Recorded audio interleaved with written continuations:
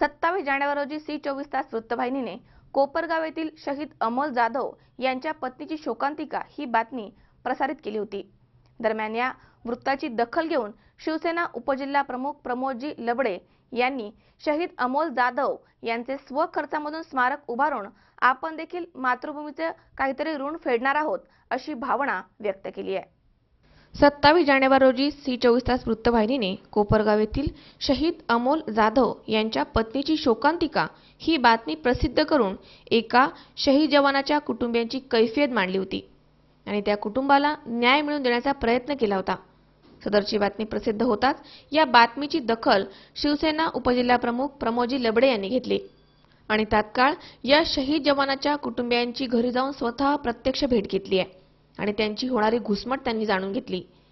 शहीद अमोल जाधव यांच्या आईच्या आणि पत्नीच्या इच्छेप्रमाणे शहीद अमोल जाधव यांचे स्मारक उभारावे यासाठी पुढाकार घेऊन त्यांनी 15 नोव्हेंबर 2017 पर्यंत स्वखर्चाने स्मारकाचे काम पूर्ण करून शहीद अमोल यांच्या स्मृतिदिनी या स्मारकाचं लोकार्पण करण्यात येणार असल्याचे सांगितले।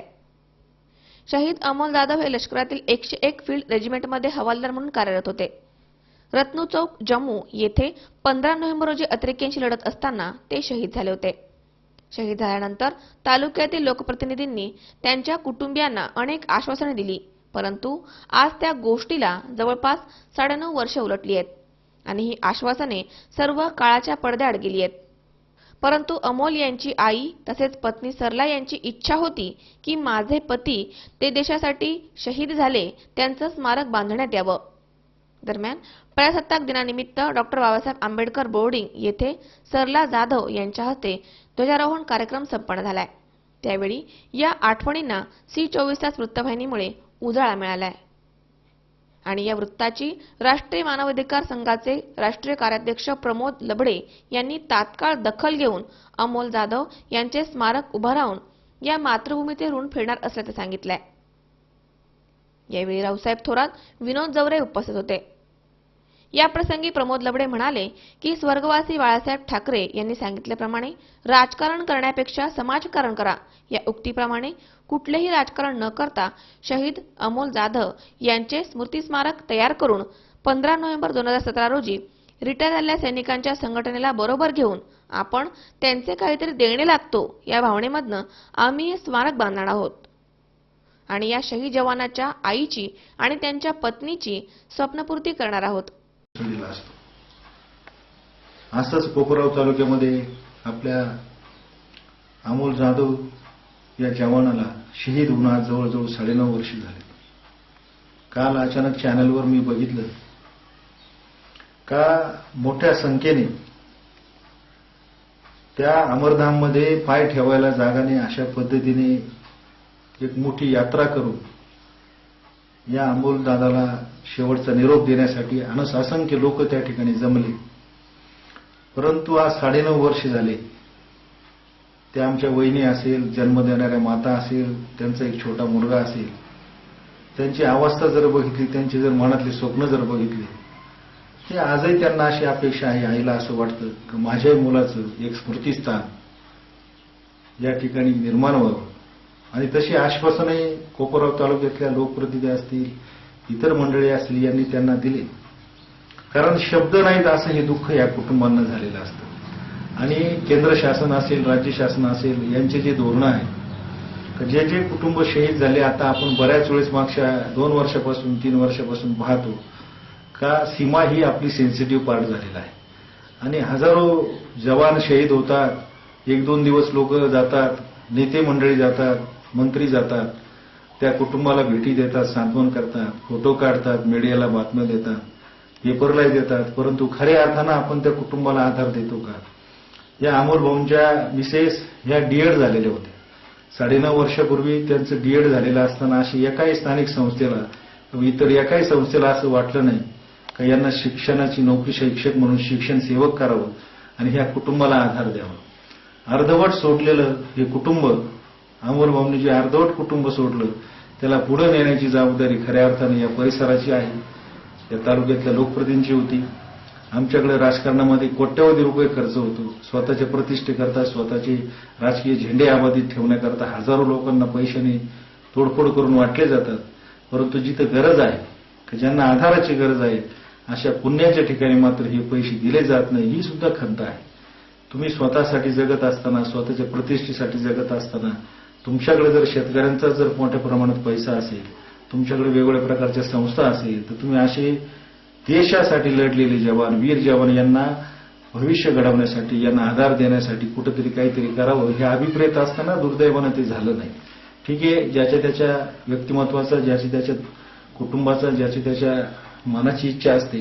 परंतु मी एक आंतरराष्ट्रीय मानवाधिकार संघाच्या वतीनं, मी शिवसेनेचा उपजिल्हा प्रमुख आहे. आदरणीय बाळासाहेब ठाकरे साहेबांनी आम्हाला सांगितलं, राजकारण करण्यापेक्षा तुम्ही समाजकारण करा, समाजाच्या उपयोगात जा, समाजाच्या हितासाठी काम करा. आणि मग मला असं वाटलं का माझे बंधू आहे, दोघं तिघं जण, आम्ही एकत्रित चर्चा केली आणि आपण ह्या अमोल भाऊंचं एक सुंदर असं स्वप्न, एक सुंदर असं स्मृतिस्मारक या ठिकाणी तयार करू. आणि पुढचा जो त्यांचा स्मृतिदिन आहे, मला वाटतं 15 नोव्हेंबर, या 15 नोव्हेंबरच्या आत आमच्या कोपरावमध्ये, परिसरामध्ये आमचं जे संपूर्ण मिलिटरीमधून रिटायर झालेल्या सैनिकांची एक मोठी इथं संघटना आहे, त्या संघटनेला बरोबर घेऊन आमचे माजी नगराध्यक्ष राजेंद्रजी झाबरे असतील, आमचे तालुका प्रमुख शिवाजी ठाकरे असतील, आमचे सहकारी नितीनरावजी आवतडे असतील, या सर्व आम्ही एकत्रित बसून आणि माझ्या लबडे परिवाराच्या वतीने हे रावसाहेब पाटील थोरात असतील, एक राजकारण सोडून कुठलीही अपेक्षा न ठेवता फक्त आयुष्यभर काहीतरी आपण यांचं देणं लागतो. ज्या मातीत जन्मले, त्या मातीसाठी लढता लढता ज्यांनी आपले प्राण आहुती दिलं, त्यांचं आपण काहीतरी देणं लागतो, ह्या भावनेनं त्या कुटुंबाच्या पाठीशी आम्ही एक प्रमोद म्हणून, माझं लबडे परिवार, आमचे सगळे सहकारी हे 100% यांच्याबरोबर राहणार आहे. आणि याचा जो आनंद खऱ्या अर्थानं मला झाला, माझंही दुर्दैव आहे की मी उशिरा या ठिकाणी पोहोचलो. मी पूर्वी नोकरी करायचो, परंतु आता समाजसेवा करत असताना तुमच्या या चॅनलच्या माध्यमातून असेल किंवा जी माहिती मला मिळाली, खरोखर खंत वाटली. केंद्राने धोरण बदललं पाहिजे. जे शहीद जवान नोकरी 5-5, 6-6 वर्ष शिल्लक असताना शहीद झाले, यांच्या कुटुंबातल्या एका व्यक्तीला तुम्ही शासकीय नोकरी दिली पाहिजे. यांना त्यांचे लाभ मिळवताना जी पाय फरफीट झाली, त्या मुलाला घेऊन यांना एकट्याला जे फिरावं लागलं, असे हाल त्यांचे व्हायला नको. पण त्यांच्यासारखं काम जर जगात कुणी करत नसेल, या देशाचं संरक्षण ते जर करत असतील, तर प्राधान्यानं त्यांचं संरक्षण करण्याची जबाबदारी शासनाची आहे. मग केंद्र शासन नेमकं काय करतंय बाबा? तुम्ही नुसतं स्वातंत्र्याने जाता, तुम्ही दीपावली त्यांच्या सहवासात घालतात, आपले आदरणीय पंतप्रधान मोदी असतील, तर तुम्ही त्यांच्या सहवासात एक दिवस घालतात, पण त्याच्या 1000 पटीने तुम्ही प्रसिद्धी करतात, त्याच्या प्रसिद्धीचं राजकारण करतात. तुम्ही किती चांगले हे जगाला वेगळीपणाने सांगण्याचा प्रयत्न करतात.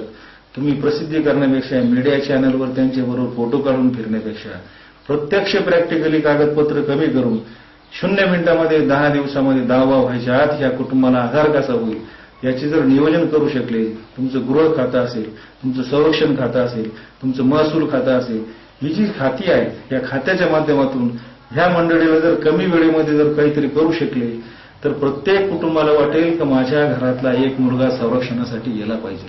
आम्ही लबडे परिवाराच्या वतीने तुम्हाला सांगतो, शिवसेनेच्या वतीने तुम्हाला सांगतो का ह्या परिवाराची एक भाऊ म्हणून, या आईचा एक मुलगा म्हणून आम्ही या ठिकाणी भविष्यामध्ये काम करणार आहोत.